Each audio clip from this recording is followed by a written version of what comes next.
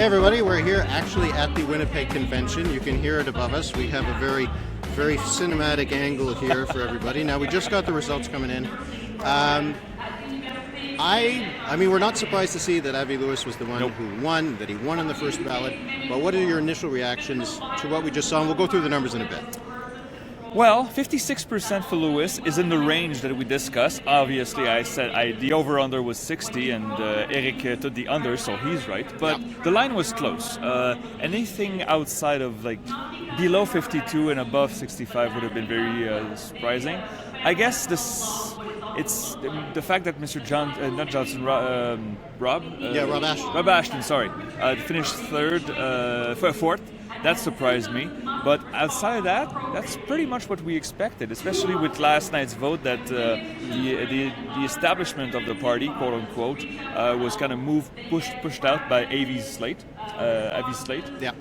So what about you, Eric? What do you make of the results? Yeah, well, the biggest surprise was that Ashton, I think, performed as poorly as he did. So if we'll just go with the numbers. Yeah. So in fifth place was Tony McQuail. He got 1.3% of the vote. Then it was Rob Ashton with 5.9%. Not even 6%. Not even 6%. Not even in double digits. Tenille Johnston was at 7.3%. So she overperformed a little bit of expectations. Heather McPherson kind of bang on, I think, expectations at 29.5%. And then Avi Lewis got 56%. So a first ballot victory. I looked at it, so Jagmeet Singh got 54% when he won on the first ballot, and Jack Layton won, again, just under 54% on the first ballot. So this is a big win, a 56% win on the first ballot for Avi Lewis for the NDP. And with turnout, that was at 70.5%. Yeah, that's pretty good, actually. Yeah, because the last couple ones, it was 53% in 2017. It was 50% in 2012. So this suggests to me that there was a lot of new people that came into the party that were signed up by Lewis, and they ended up voting. And that's why he ended up winning today. Listen, they have their work cut out for them. We discussed this on the regular episodes. But I think the divisions in the party have been overblown. And now that when you look at the slate of candidates and Mr. Lewis' clear win here, it's his party now. It's not the same range as Mr. Nenshi, for instance, or Pierre Poilievre or Mark Carney, but it's his party now. And I'm really looking forward to see the numbers, not next week, obviously, but it could be just next month. To see if there's movement, because and I just released my weekly projection on 338 this morning. The Liberals are very high, but they have hit a plateau. Yeah, and so I think that's perhaps some swing voters, some left of center Liberal NDP swing voters, could feel a little safe now going back to the NDP, considering that Mr. Poilievre is not a threat. So that could be part of the things that I'll be looking forward in the next few weeks. The thing is, though, I do think that at least the people in this room and the people who are with the party, they do seem to be behind him at least. Although I have to say, I was noting some of the things that Lewis was saying. There were some people who did not get up from their chairs who did not applaud. So I do think there might be some hurt feelings. That usually happens after leadership race. But there was a tweet that was just put out by Nad Nenshi, more or less saying that the federal NDP has elected someone who has opposed the oil and gas industry in Alberta, and it's not a good thing for the party. Yeah. And he reiterated how if you're a federal NDP member in Alberta, you don't necessarily aren't provincial because you can opt out. So we're already seeing that those kind of fissures exist, but it's at the provincial sections. And I'm wondering if that's going to be a longer-term problem. Wab Kinew was here. He was on the stage. Yeah, just a minute ago. Yeah. He actually showed up 5 minutes after the winner was announced. So this was not an accident that the Premier of Manitoba showed up. He was all smiles. He was surrounded by journalists, and he was asked, I couldn't hear everything, but he was asked, is there a brand of the NDP? Like, you're here with a brand in Manitoba that is lower than your own brand, Mr. Kinew. Yeah. And he kind of waved the question, but it is a legitimate thing that the federal NDP, the current premiers and leaders like Mr. Nenshi don't want the federal NDP to hurt them. So the dynamics, the federal-provincial dynamics will be very interesting to follow. Yeah. So, okay, where do things go from here for the NDP and Wab Kinew? I'm getting ahead of myself. Yeah. He's still a couple more terms away at least. Oh, I did ask if there was a snap election coming to his chief of staff, and he said, well, we'll discuss that in time. So there was no yes or no. But, okay, so Avi Lewis is now the leader of the federal New Democrats. He doesn't have a seat. No. first of all, what does he do there? He's given an indication that he doesn't have much of an interest of getting a seat in the short term.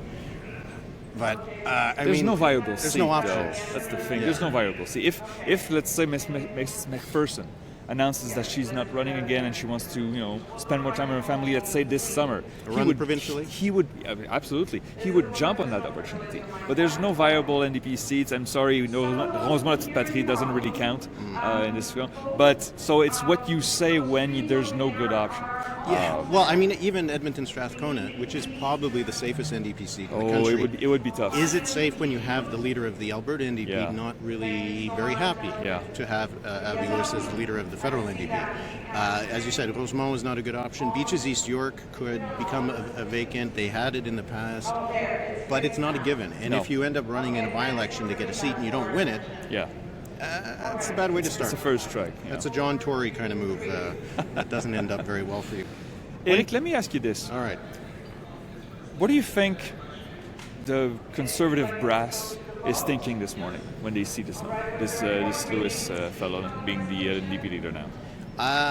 Does it change anything? I think that they don't need to worry as much about the voters that they were able to get from the NDP over the last election.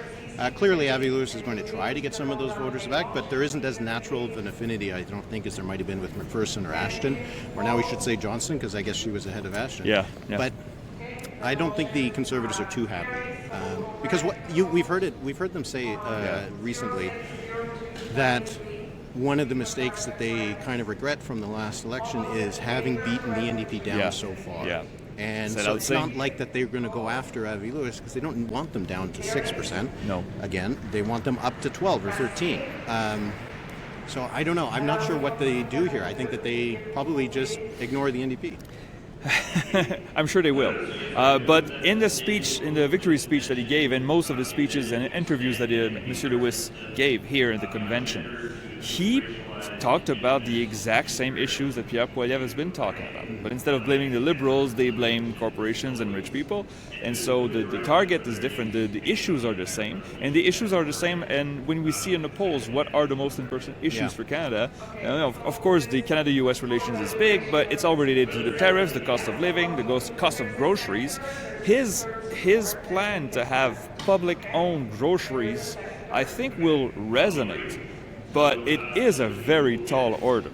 Well, I saw Fred Delory on his Substack saying that are people excited if Canada Post run the grocery aisle? I don't like. So but I find that's what's interesting about it. Yeah, it's a good line. It has an appeal to a certain amount of the electorate. A lot of his policies do, but they also are a little bit easier to kind of caricature and attack on the other side. Yes. So it's where that balance is going to come out, and I think that's going to be the biggest challenge for it. Because if you do take more of a moderate position where you have kind of regular NDP, progressive views, it's a bit harder to kind of attack as unreasonable or radical or that kind of thing. Yeah. But with Lewis, he might be able to galvanize and energize younger voters, people in maybe urban centers.